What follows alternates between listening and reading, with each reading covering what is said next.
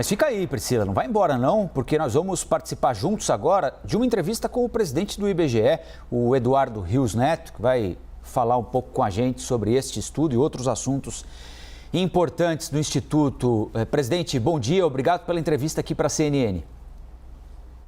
Bom dia, Rafael.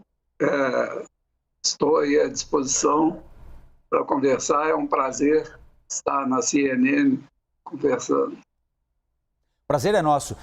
Presidente, a partir desses dados que a Priscila trouxe para a gente, com informações obtidas aí no IBGE, quais são as principais mudanças na gestão do país? Para que é que a gente deve se preparar a partir dessa mudança geracional que nós estamos atravessando, essa mudança da composição da população do país? No que é que a gente tem de prestar mais atenção e não estava prestando até agora?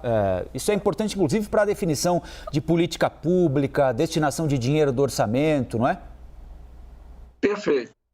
Um ponto de destaque, né, na apresentação que a Priscila fez é que a chamada transição demográfica, que é um fenômeno que ocorre praticamente em todos os países do mundo, ela hoje, os demógrafos caracterizam 2 pontos e os 2 pontos foram montados lá. A primeira é a transição na taxa de fecundidade, que é o número de filhos que a mulher tende a ter. Então, já em 2010, essa taxa de fecundidade era de 1,9, quer dizer, abaixo de 2,1, e isso significa que 2,1 é o que o demógrafo chama de nível de reposição. Se a taxa de fecundidade for 2,1 por muito tempo, em algum momento a população passa a ter crescimento nulo, né? Então, ela abaixo de 2,1 significa que em algum momento a população passará a crescer negativamente. É claro que demora um pouco para equilibrar o sistema. E o que a projeção do IBGE mostra é que ela vai estar abaixo de 1,7 em 2020 e, eventualmente, até em 2030, 1,6 alguma coisa. Isso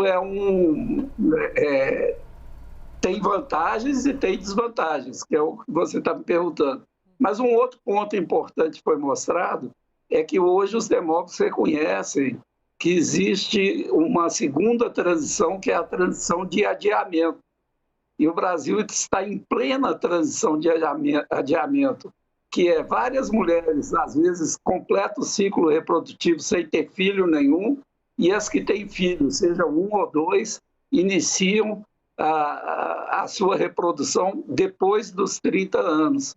Isso fica muito claro ali. Outro fenômeno que tem implicação social é que a chamada gravidez na adolescência está caindo. Como os dados mostraram, ela era de 21,6% em 2000 e já está em 13,4% em 2020, de acordo com os registros de nascimentos. Então, a gravidez da adolescência ainda é uma questão social, tem os neném, mas quantitativamente está sendo mais fácil fazer uma política pública para esse grupo público-alvo.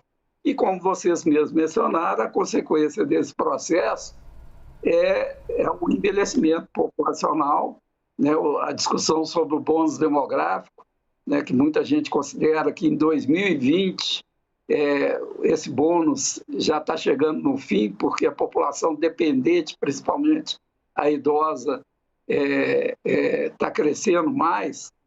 Mas eu costumo dizer que mesmo esse fenômeno da transição de adiamento, como o fenômeno do bônus demográfico é uma consequência, depende muito, e esse é um ponto super importante de política pública, da escolaridade da população. A maior parte das mulheres que começam a sua carreira reprodutiva depois dos 30 anos, elas fazem isso porque elas têm ensino superior. A variável-chave aí é a educação da população brasileira, sobretudo em termos de cidadania, Presidente, a população de ensino superior.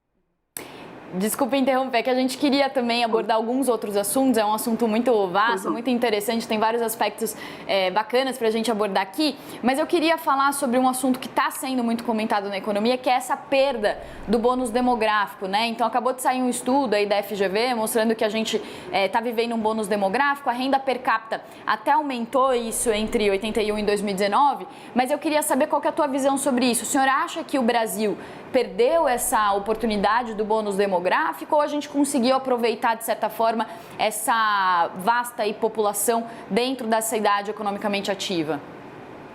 Sim, tem dois pontos para essa resposta, o passado e o futuro, né? No passado, eu acho que a gente perdeu em termos de virtuosidade, mas não perdeu tanto. Por exemplo, eu gosto de citar a década perdida, década dos 90, porque provavelmente, se não fosse o bônus demográfico, a queda na renda per capita teria sido maior. Então, se a gente não ganhou no sentido positivo, a gente ganhou no sentido de mitigar. Mesmo naquele momento, a gente teve toda criança na escola e a cobertura quantitativa de educação foi razoável. É a época do Fundef e foi uma coisa boa. Agora, sobre o futuro, parece muito com a história que eu falei do adiamento, da transição de adiamento. O bônus demográfico, quantitativamente, está chegando no final. Mas alguns estudos que eu fiz, e a literatura internacional fala sobre isso, são estudos que eu fiz antes de vir para o IBGE como acadêmico, mostram que o bônus demográfico ele existe mais quando ele interage com a educação. E, de novo, a variável-chave para o mercado de trabalho brasileiro até 2040, pelos estudos feitos, é que você só tem um jeito de estender a validade do bônus demográfico, aumentando a proporção da população brasileira que tem ensino superior. Essa é a questão-chave. Eduardo, o senhor é presidente de um instituto que legitima para a gente a importância dos dados, não é? O quão importante é a gente poder entender quem é o brasileiro, qual a faixa etária do brasileiro quando a gente observa mulheres, quando a gente observa homens, populacionalmente, quais estão mais numa zona de risco sanitário, quais estão mais empregados, qual é a nossa população das cidades, vive-se mais, vive-se menos. Então, por meio desse levantamento de informações, a gente consegue fazer um raio-x da população brasileira, inclusive no que diz respeito a políticas públicas, não é? E quando a gente fala sobre adiamento materno, vou chamar assim, a mulher que de repente decide adiar, ter um pouquinho mais tarde, o filho. Eu gostaria de lhe ouvir qual o impacto, por exemplo, num serviço público. Então, essa mulher jovem não tem filho, vai ter mais tarde. Então, existe uma janela aí de um atendimento. Na prática, a gente consegue ver esse efeito já no mundo real dessa mudança gestacional das mulheres quando a gente observa o serviço público, por exemplo? Olha, no serviço público, um dos pontos importantes, e aí, lamentavelmente, o IBGE está até no calendário de fazer a PNDS, que é uma pesquisa que a última que foi realizada foi em 2007, não pelo IBGE, pelo Ministério da Saúde, porque em 2006, né, na verdade não foi nem 2007. Essa pesquisa ela é muito importante para dar a ideia dos serviços públicos para a saúde da mulher e da contracepção, né, o planejamento familiar, etc. Então, por exemplo, hoje é um pouco uma incógnita qual que é o mix contraceptivo das mulheres, porque se a mulher posterga o início da sua vida reprodutiva, ela tem que ter uma contracepção que não pode ser definitiva, por exemplo, no caso da esterilização, porque isso é incompatível, e, eventualmente, não a pílula, porque na tradição do modelo brasileiro, até o início dos anos 2000, o binômio de contracepção das mulheres era pílula e, quando terminava a carreirinha reprodutiva, vamos dizer assim, 2 filhos, 3 filhos, esterilizava, né? Com o postergamento, você começa a ter até demanda de reprodução assistida acima dos 40 anos, para aquelas mulheres que vão ter o primeiro filho, sobretudo as mais profissionais, acima dos 40 anos de idade.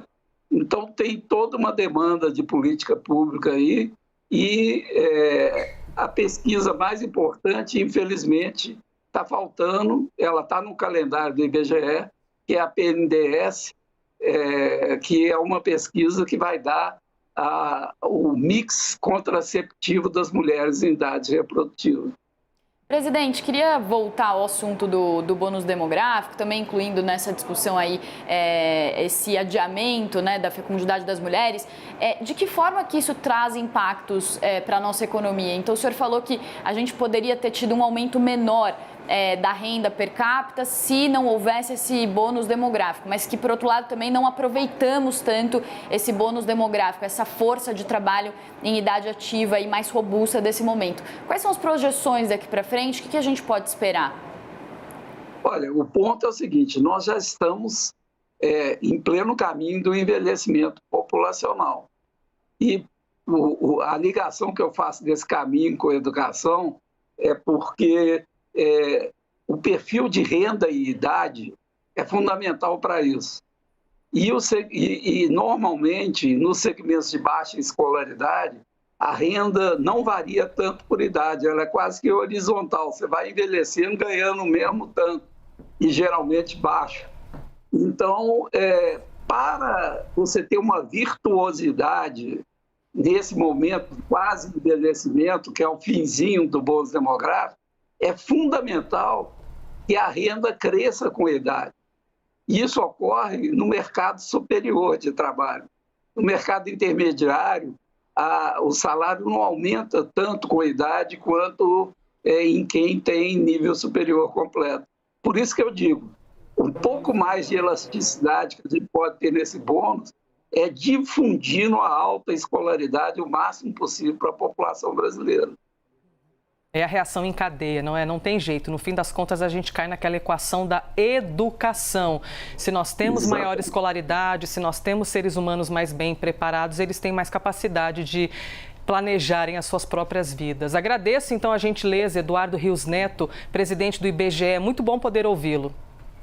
Perfeito. É um prazer falar. Gostaria de lembrar que nós temos o censo esse ano, né, que é fundamental, o censo 2022, finalmente, estamos com o orçamento garantido e estamos num processo simplificado, o PSS, cujas inscrições vão até 21 de janeiro. Então, gostaria de encorajar os ouvintes, se tem algum filho jovem, para quem precisa de renda, é uma oportunidade de emprego, são mais de 200 mil empregos oferecidos, e mesmo para quem está na capital e que é de nível superior e mais classe média, sob o ponto de vista de exercício de cidadania e de experimento profissional, é uma coisa impagável, todo mundo sabe disso. O IBGE é uma escola, tem isso no currículo, é muito positivo, mesmo para quem não está precisando tanto de uma graninha.